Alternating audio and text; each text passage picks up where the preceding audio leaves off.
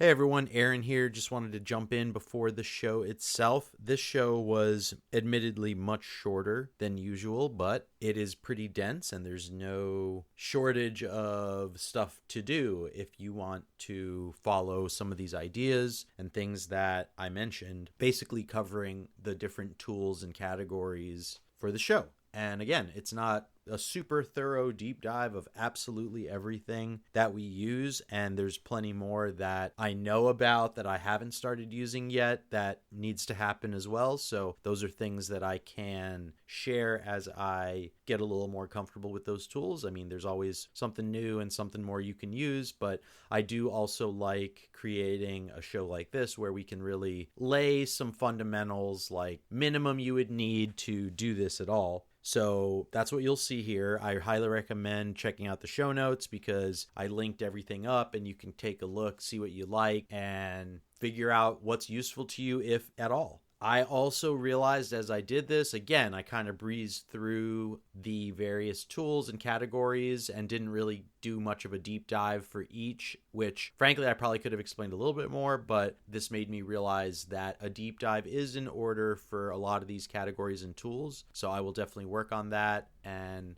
certain things have already gotten a little bit of coverage, like Raspberry Pi, for example, has had several different posts. So I think some of these other softwares that are quite useful need to be a part of that discussion. So that's the main thoughts there. Look for more education. And also, I'm really stoked to put out something a little bit more educational because it's very easy to get caught up in what's this thing? What is that thing? You know, I do want to lay a good foundation for the website to ensure that there's at least a few articles that cover basic fundamentals, at least one ideally, but 2 or 3 is even better. That's something that I've really been working on this year, and next year I think there's definitely going to be a lot more opportunities for deep dives on using these tools and frankly making them more useful for us personally, professionally, and whatever other categories you might be using these tools for. All right, well, let's get it started.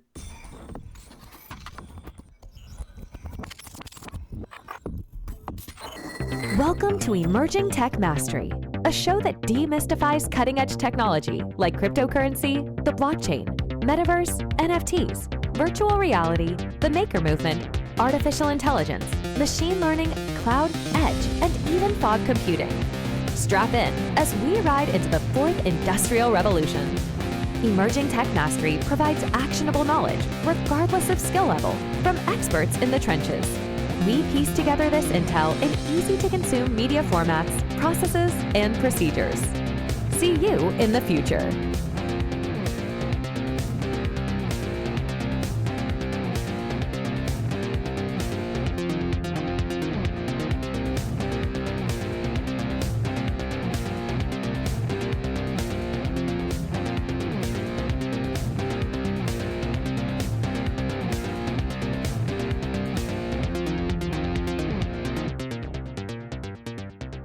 Hey everyone, Aaron here for another episode of Emerging Tech Mastery. On this episode, another solo episode, I wanted to talk about 6 tech tool categories we use for the show and website.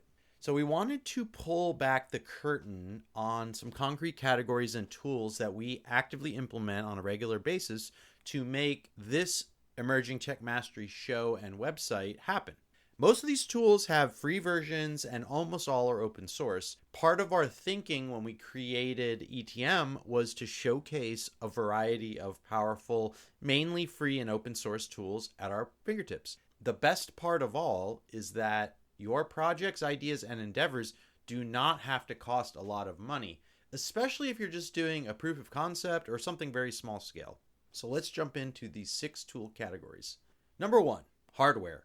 This means the fun electronics and peripherals that bring all the magic together. For us, this includes a single board computer, namely a Raspberry Pi 4B, a Yeti Blue USB Mic, which I am talking into right now, and also an SD card, mouse, and keyboard, which is used for the Raspberry Pi.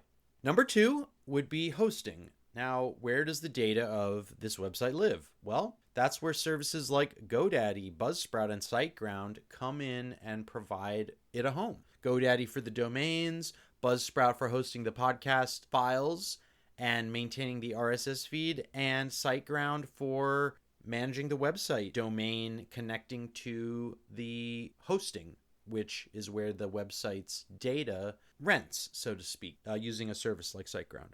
Number 3, production.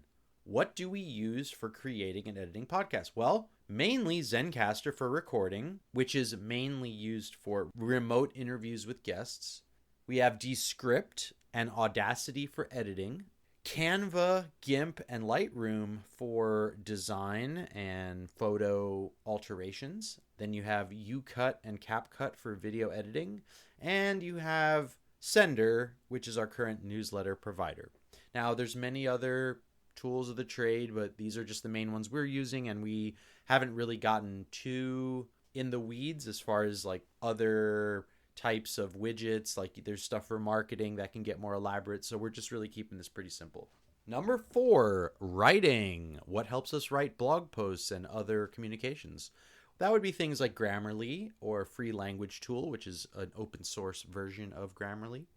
Standard Notes and LibreOffice are mission critical. Now, Standard Notes is sort of like a private Evernote, and it is encrypted.